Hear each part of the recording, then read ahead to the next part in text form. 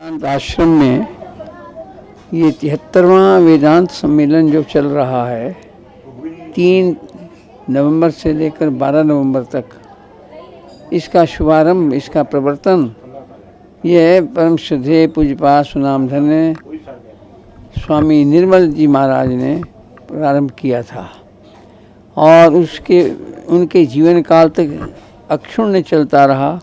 इसमें हमारे गुरुदेव पूज्यपाद सुनामधन्य जुगल जोड़ी महामंडलेश्वर पूज्य स्वामी श्री कृष्णानंद जी महाराज, स्वामी गोविंदानंद जी महाराज सम्मेलन में पूरा विराजते थे और सम्मेलन से पहले भी एक हफ्ता देते थे। हमें भी उनके साथ एक आध बार यहाँ आने का अवसर मिला सम्मेलन में, और उन्हीं की परंपरा में पूज्य स्वामी निर्मल जी महाराज के ब्रह्मलीन होने के बाद स्वामी सच्चिदानंद जी महाराज महामंडलेश्वर जी ने पहले वर्ष में पत्र भेज दिया कि आपके गुरुदेव आते थे। पहले बल्कि 1 साल पहले ही भेजा था, आपका स्वास्थ्य ठीक नहीं है तो कोई बात नहीं, अपने शिष्य विवेकानंद को भेज दो। लेकिन हम उनके स्वास्थ्य के कारण हम आना नहीं चाहते थे, हम आए भी नहीं।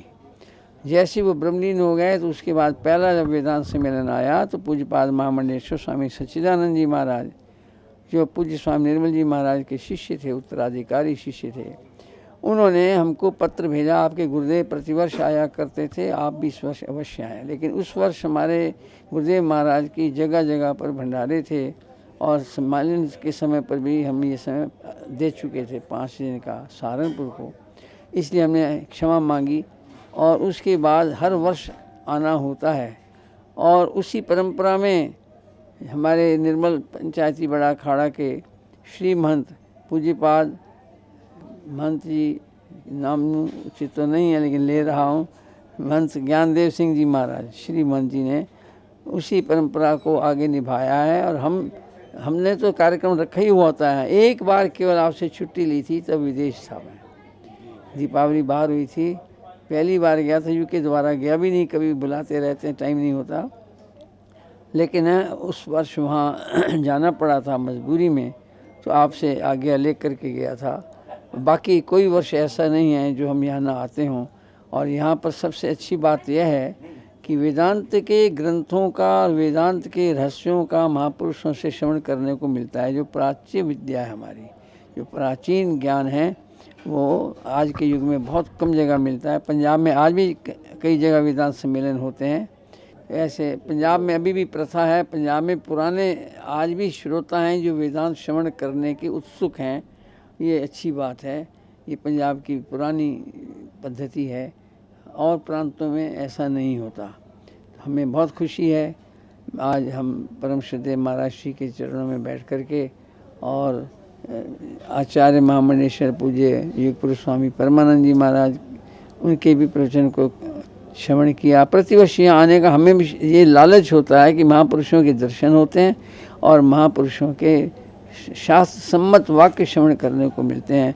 मैं सभी महापुरुषों के चरणों में प्रणाम करता हूँ। जैसा कि आपने महाराज श्री ने महामंडलेश्वर स्वामी विवेकानंद जी महाराज ने आपको बतलाया, ये निर्मल वेदांत सम्मेलन जो वेदांत के श्री ब्रह्मलीन स्वामी वेदांत के श्री निर्मल जी महाराज के द्वारा संचालित हुआ, उसको आज 73 वर्ष हो चुके हैं। ये 73वां वेदांत सम्मेलन है। जिस वेदांत सम्मेलन के पूर्व में जो है श्रीमद् भागवत की कथा होती है, कवि संतों के प्रवचन होते हैं।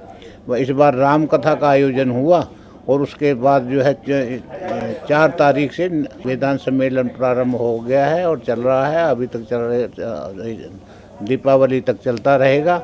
जिसमें जो है हमारे आज महामंडलेश्वर स्वामी विवेकानंद जी महाराज पर आ रहे हैं, दिव्यानंद जी अपना विज्ञानानंद जी महाराज बम्बई से पधारे हैं, युग पुरुष स्वामी परमानंद जी महाराज, अनंत देवगिरी जी महाराज वृंदावन से, स्वामी दिव्यानंद पुरी जी महाराज साधना सदन से, दिव्यानंद पुरी जी महाराज गोहाना से, और अखंडानंद जी महाराज जो है फगवाड़ा से, और इस प्रकार से स्वामी बैरागानंद जी महाराज जो है ओंकारेश्वर से पधारे हैं और अभी महापुरुष पधार रहे हैं।